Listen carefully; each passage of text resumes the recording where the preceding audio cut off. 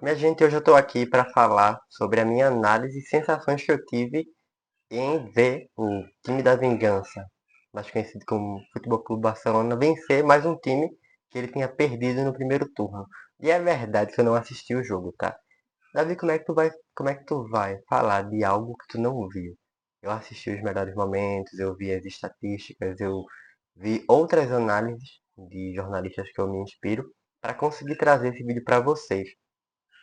Porque eu não gosto de perder esse tipo de conteúdo, mas eu também não tenho tempo para assistir uma reprise agora, sabe?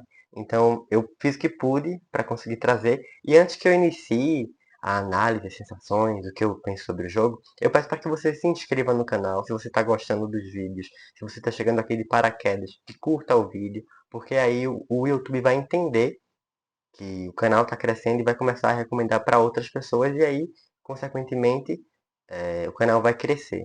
Não que isso seja obrigatório, mas ele pode crescer. Meu povo, foi uma vitória quase perfeita, tá? Foi uma vitória quase perfeita porque o Barcelona teve a lesão de Dani Olmo, que se lesionou ainda no primeiro tempo e provavelmente vai perder os próximos 6 jogos do Barcelona, inclusive o jogo de ida das quartas de final contra o Borussia. E ele é uma peça importante, né? Ele é uma peça importante porque é um cara que entre linhas joga muito bem, é ágil com a bola, mais ágil que Gavi, um pouco mais ágil que Pedri, porque Pedri não joga na posição que Dani Olmo joga, mas enfim. E também mais ágil que Fermin Lopes, que foi o seu substituto. O Barcelona tem a sua segunda lesão no meio-campo, perdeu o Marc Casador, que só volta na próxima temporada, e agora perde o Dani Olmo. É um jogador que já vem da sua terceira lesão, é um cara que perde muitos jogos, né? E o jogo foi meio que decidido no primeiro tempo, porque o Barcelona teve controle da partida em todos os momentos. O Barcelona está em uma crescente e o Barcelona já poderia ter matado esse campeonato. O Barcelona só não mata porque ele tem uma sequência ruim em setembro e aí ele perde bastante. Porque de 8 jogos ele só tinha vencido um. É quando ele perde para o Palmas, perde para o Leganés, perde para o próprio Osasuna. E ali a diferença de pontuação do Barcelona era de 12 pontos. E agora é uma diferença de 3 pontos, que são quase 6, né? Porque para o Real Madrid reverter esses 3 pontos, ele precisa ganhar no Montjuic por 5-0, que é algo muito difícil de acontecer.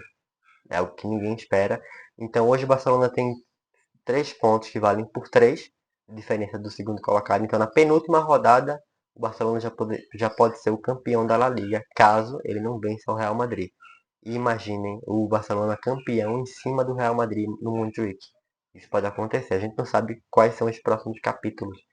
Mas, falando sobre o jogo, especificamente sobre o jogo, como o Flick entrou com Cubarsí, não, Inigo Martinez, sim, Inigo Martinez, que foi o dispensado que o Barci voltando de lesão, Eric Garcia, Koundé, Alejandro Balde, Chesney no gol. No meio campo ele entra com uma espécie de 2 recuados e 2 avançados, porque o Barcelona não vem com ponta esquerda. A esquerda fica livre para Balde avançar quando quiser, é um jogador muito ofensivo. Enfim, no meio campo ele vem com De Jong e Pedri mais recuados, Gavi e Dani Olmo mais avançado. E lá na frente, Ferran Torres e Lamine Yamal.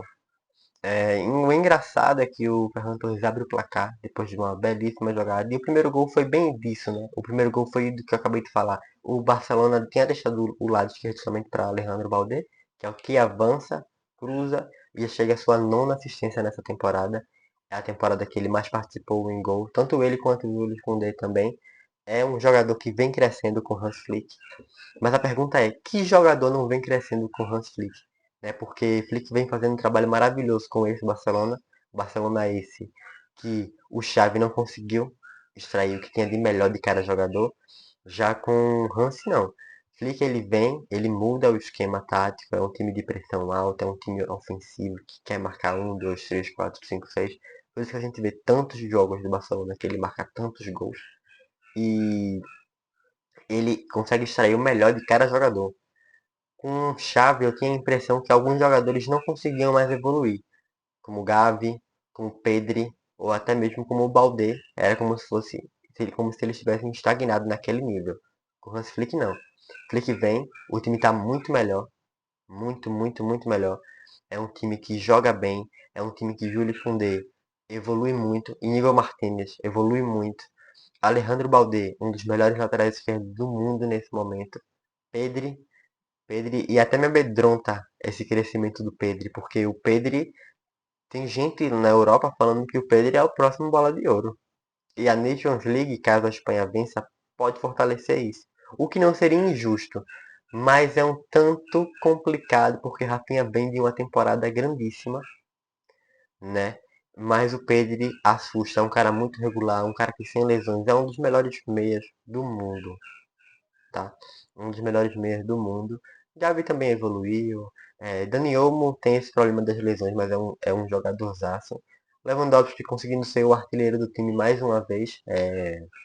Artilheiro de La Liga chega à sua melhor marca em gols com o Barcelona, mas ainda faltam no mínimo,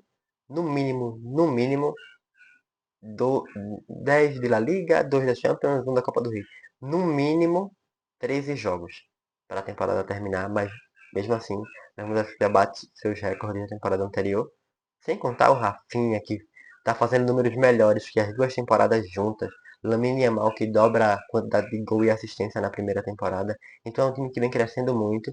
É um time que vem respondendo bem esses grandes desafios, apesar da oscilação que teve no início da temporada.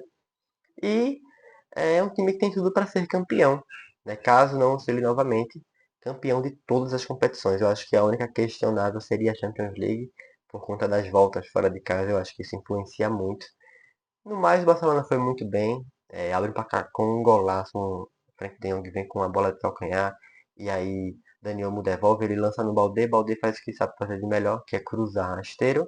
E o Ferran Torres chega na sua marca de 12 gols nessa temporada.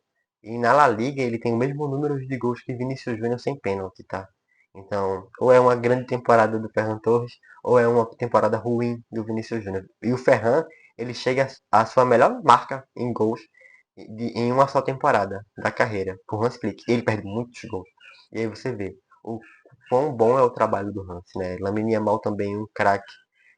Foi uma distribuição de passes assim que Ferran ele sempre perde uns golzinhos e não foi diferente, ele perdeu alguns também. E Pedri dominando o meio-campo, é o maestro do Barcelona, é um pilar para mim do Barcelona, é o Pedri.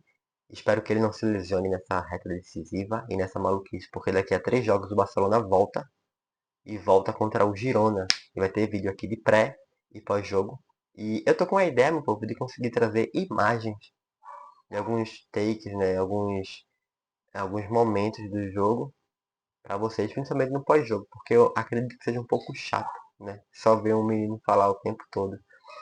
Voltando, o Barça ele controla o jogo, ele tem o pênalti que o Daniel sofre, o Daniel bate, perde, sendo que fez uma invasão, o pênalti foi bem revisado, de voltar e o Daniel marca. No terceiro gol, um bom gol de Robert Lewandowski, um passe de Lewandowski, um passe, uma pré-assistência de Fábio Torres, que nunca bem. Fábio Torres é aquele jogador, ele não é o Zé Peça, mas ele só tem uma preocupação com ele pensamento. Ele não quer estar com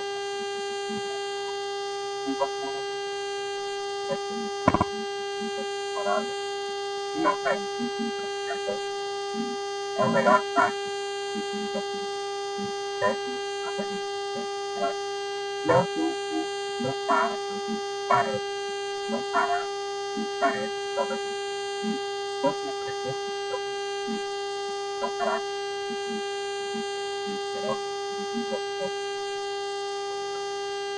o próprio falar tanto, não sei se falar o próprio lá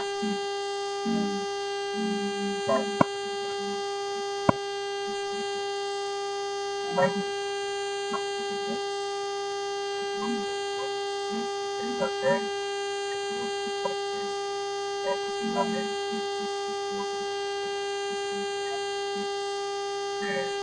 muito problema, mas mais ou menos, eu já tive essa adaptação ao fato e até ainda